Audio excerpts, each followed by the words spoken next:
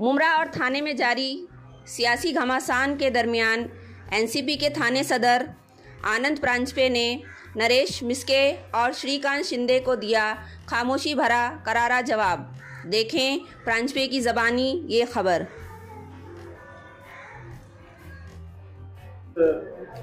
मुझे मालूम नहीं था कि महापौर पद जाने के बाद शकुनी मामा ने पार्ट टाइम ज्योतिषी का धंधा भी शुरू किया है।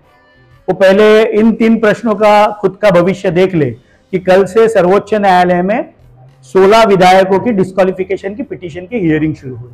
अगर वो 16 विधायक डिस्क्वालीफाई हो जाते तो उसमें एक माननीय मुख्यमंत्री एकनाथ शिंदे जी भी है। ये भविष्य वो सबसे पहले देख ले। उनके पार्टी का अस्तित्व, बाला साहब की शिवसेना इस पार्टी का अस्तित्व बना रहे कि नहीं, ये भविष्य वो देख ले।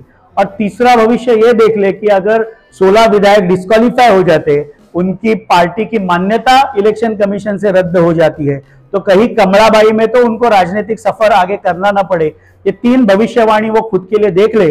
डॉक्टर जितेंद्र आव्हाड साहब ये शिव शाहू फुले अंबेडकर की विचारधारा पे चलने वाले आदरणीय शरद चंद्र जी पवार साहब के विचारों के वारसदार, राष्ट्रवादी का एक ज्वलंत नेतृत्व है। और कल सत्ता के अहंकार में जो उन्होंने बात कही, वो कलवा हो, मुमरा हो, वहां के आवाम और जनता को पसंद नहीं आई है। सर, मुख्यमंत्री ने अपने भाषण में कहा कि यह तो अभी झांकी है, खाने के बाद अगला स्टेशन बाकी है। अभी उनको ही कौन से स्टेशन पे जाना पड़े सुप्रीम कोर्ट की हियरिंग के बाद, वो पहला वो खुद तय कर ले कि बाला साहब की शिवसेना इस स्टेशन पे उनकी गाड़ी रुकती है कि भाजपा के स्टेशन पे जाके उनकी गाड़ी रुकती है। ये पहले उन्हीं को देखना है। कुछ नगर सेवक लोग, माजी नगर सेवक हैं, वो शिंदे गुट में शामिल हो रहे हैं, क्या वजह है, कौन है वो?